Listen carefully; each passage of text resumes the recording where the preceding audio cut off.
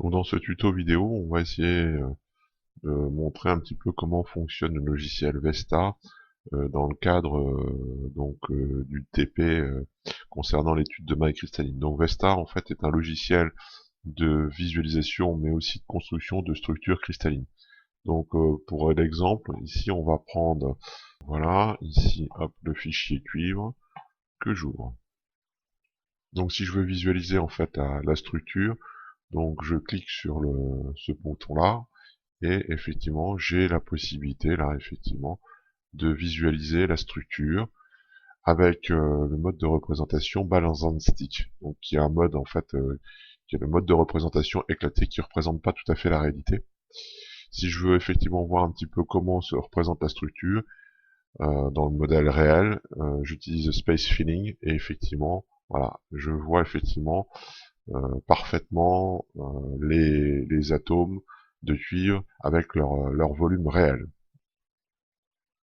Donc au niveau des touches de navigation, là j'ai la possibilité en fait de dézoomer ou de zoomer et de faire effectivement la rotation.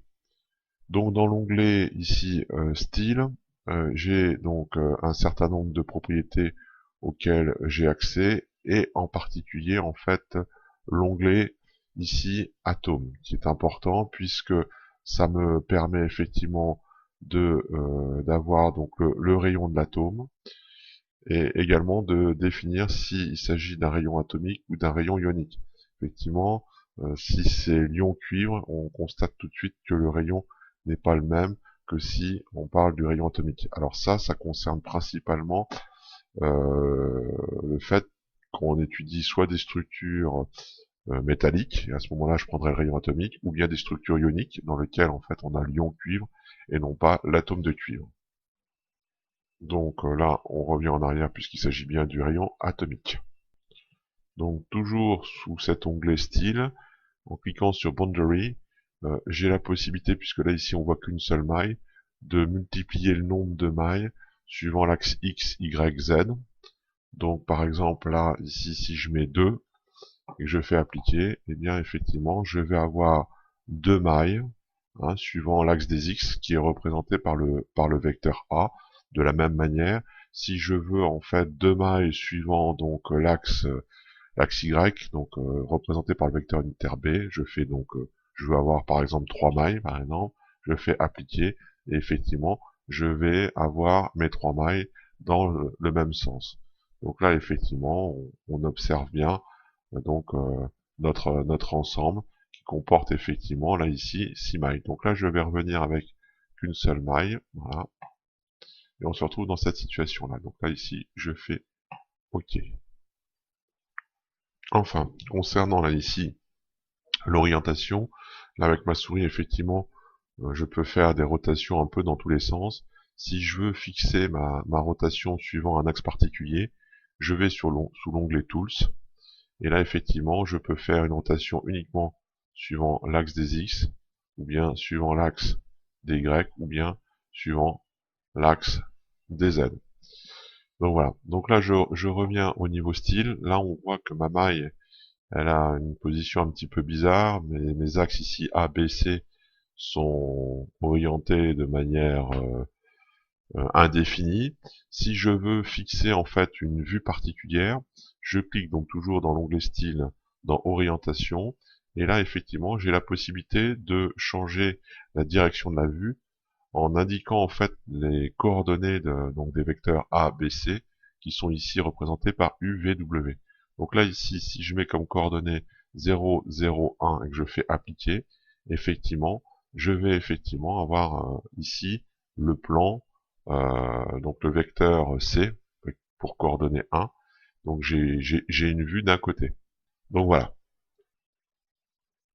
Maintenant, dans l'onglet objet, on a la possibilité ici. Donc là, ici, on voit des atomes de cuivre, on voit le rayon de l'atome, 1,28 angstrom, qui correspond à 1,28 10-10 mètres. J'ai la possibilité, là, ici, effectivement, de cocher la case L, qui veut dire label, qui me permet effectivement de visualiser, en fait, le nom des atomes. Donc si le rayon utilisé n'est pas le bon, j'ai la possibilité en fait ici de le changer. Par exemple, si c'est 0,9 angstrom, il y a une erreur. Donc voilà, je vais donc changer ici le rayon des atomes. Donc on va revenir à 1,28, qui est donc le rayon réel de l'atome. Voilà. Et donc c'est tout bon. Donc on obtient effectivement, on peut changer de rayon juste en double-cliquant ici sur cette étiquette-là. Donc là, on va s'intéresser à la mesure de distance sur la maille. Donc pour cela, donc on va utiliser cet outil-là, outil distance. Alors pour sélectionner les atomes, il faut effectuer juste un clic sur le premier atome et en étant particulièrement bien au centre. Donc là, je me mets au centre de l'atome et je clique avec le bouton gauche. Et là, effectivement, une croix apparaît. Et je vais sélectionner donc mon deuxième atome en cliquant parfaitement au centre et avec un seul clic. A priori, ça doit fonctionner. Et donc là, ici, vous devez avoir, ici en bas, vous avez la distance entre les deux atomes de cuivre qui figurent ici, et ça représente 3,6 angstroms.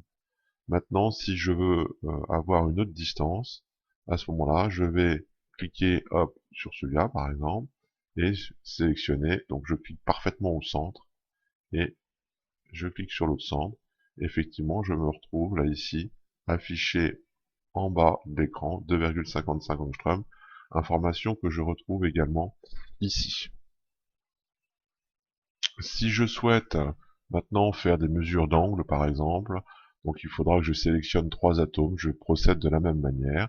Donc je clique sur cet outil-là, je clique donc au centre de mon premier atome, donc le premier atome est sélectionné, mon deuxième atome, et puis mon troisième atome, et là effectivement, je vois l'information, hein, où effectivement l'angle ici est de 45 degrés, information que je retrouve ici. Enfin, dernière petite chose, si on souhaite avoir donc l'ensemble des paramètres de la structure, donc les informations vont figurer donc dans cette partie-là. Donc je vais donc là ici Summary. Dans l'onglet Summary, effectivement, je retrouve en fait les paramètres de la maille, à savoir donc la longueur de l'arête suivant A, B et C, donc suivant les trois directions. Donc ici, on a affaire à un cube, hein, puisque les trois longueurs sont identiques, 3,6 angstroms, et les angles entre les différents vecteurs sont égales à 90 degrés, et on a également donc le volume de la maille, qui est ici de 47 angstrom cubes, hein, qui correspond en fait à 10 moins 30 mètres cubes.